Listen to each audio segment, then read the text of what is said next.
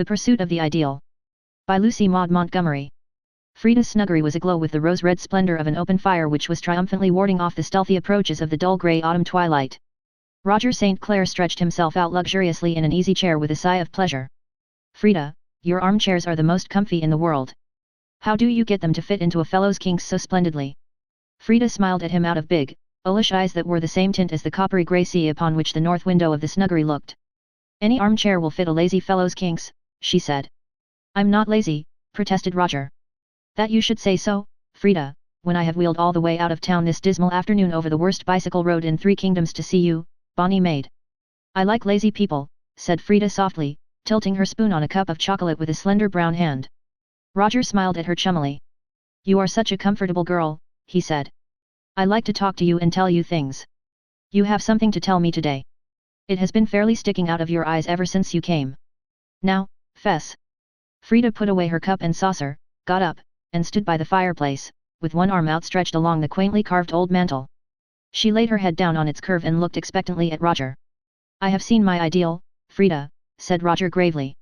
Frida lifted her head and then laid it down again. She did not speak. Roger was glad of it.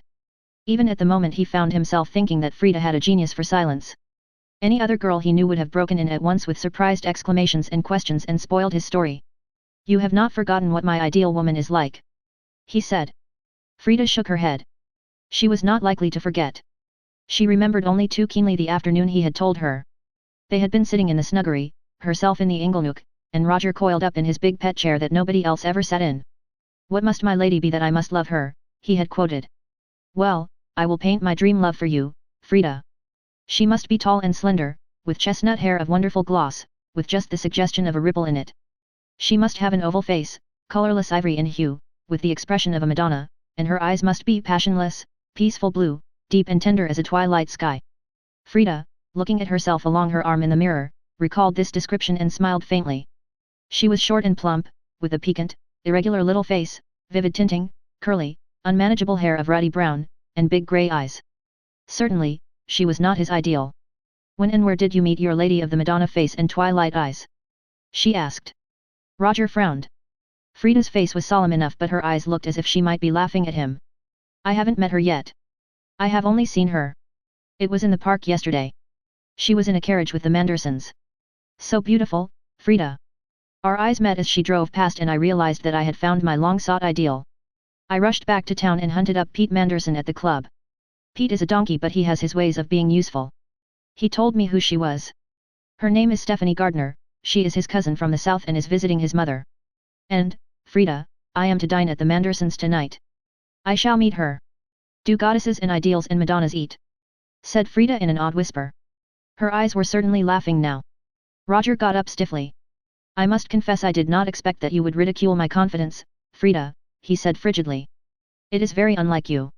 But if you are not interested I will not bore you with any further details. And it is time I was getting back to town anyhow." When he had gone Frida ran to the west window and flung it open. She leaned out and waved both hands at him over the spruce hedge. "Roger, Roger, I was a horrid little beast. Forget it immediately, please. And come out tomorrow and tell me all about her." Roger came. He bored Frida terribly with his raptures but she never betrayed it. She was all sympathy, or, at least, as much sympathy as a woman can be who must listen while the man of men sings another woman's praises to her. She sent Roger away in perfect good humor with himself and all the world, then she curled herself up in the snuggery, pulled a rug over her head, and cried. Roger came out to Lowlands oftener than ever after that. He had to talk to somebody about Stephanie Gardner and Frida was the safest vent. The pursuit of the ideal, as she called it, went on with vim and fervor. Sometimes Roger would be on the heights of hope and elation, the next visit he would be in the depths of despair and humility. Frida had learned to tell which it was by the way he opened the snuggery door. One day when Roger came he found 6 feet of young man reposing at ease in his particular chair. Frida was sipping chocolate in her corner and looking over the rim of her cup at the intruder just as she had been wont to look at Roger. She had on a new dark red gown and looked vivid and rose-hued. She introduced the stranger as Mr. Grayson and called him Tim. They seemed to be excellent friends. Roger sat bolt upright on the edge of a fragile, gilded chair which Frida kept to hide a shabby spot in the carpet, and glared at Tim until the latter said goodbye and lounged out. "You'll be over tomorrow?" said Frida. "Can't I come this evening?" he pleaded. Frida nodded. "Yes, and we'll make taffy. You used to make such delicious stuff, Tim." Who is that fellow, Frida? Roger inquired crossly, as soon as the door closed. Frida began to make a fresh pot of chocolate. She smiled dreamily as if thinking of something pleasant. Why, that was Tim Grayson, dear old Tim. He used to live next door to us when we were children. And we were such chums, always together, making mud pies, and getting into scrapes. He is just the same old Tim, and is home from the west for a long visit. I was so glad to see him again. So it would appear, said Roger grumpily. Well, now that dear old Tim is gone, I suppose I can have my own chair, can I? And do give me some chocolate. I didn't know you made taffy. Oh, I don't. It's Tim. He can do everything. He used to make it long ago, and I washed up after him and helped him eat it. How is the pursuit of the ideal coming on, Roger boy? Roger did not feel as if he wanted to talk about the ideal. He noticed how vivid Frida's smile was and how lovable were the curves of her neck where the dusky curls were caught up from it.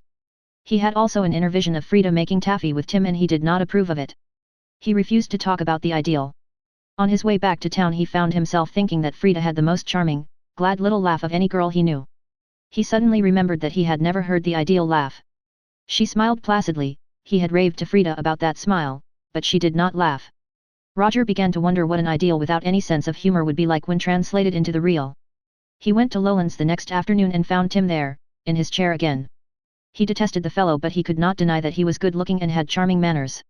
Frida was very nice to Tim. On his way back to town Roger decided that Tim was in love with Frida. He was furious at the idea. The presumption of the man. He also remembered that he had not said a word to Frida about the ideal.